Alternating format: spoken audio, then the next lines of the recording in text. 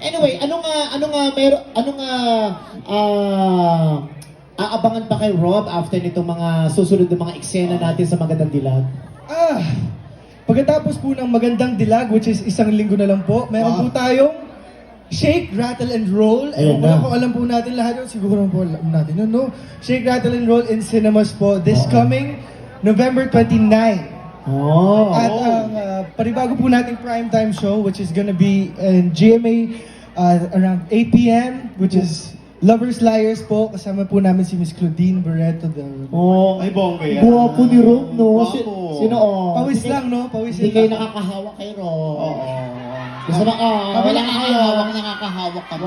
Wala kayong hawak. Ay, sandali. Punas po. Ipunas mo ba? Ayun o. Diyos ko. Teka, yung sa amin, hindi pa namin napupunasan. Ano kayo punas sa amin dali? Punas ko sa tuninyo namin. May santuninyo kami. Tapos, Rob, Yes. ito, kasi pa-exciting yung yung Mga yung eksena, tagpo, oo, no? mga tagpo. Hindi ko alam, mabibigyan ka kaya ng second chance ni Gigi? Kasi nag-aabang kami lahat eh. Actually, Pwede natin tanong sa kanya mamaya. Oh my gosh, Rob, Tingin mo. basta sa amin dalawang may chance ka. may chance ka. Ang gwapo ni Rob, paamoy mo. Guwapo. Manguno. Alam mo, maging jowa lang kita, sasanla ko nanay ko. Ay, dahil maging jowa ko lang yan, ibibenta ko kidney ko.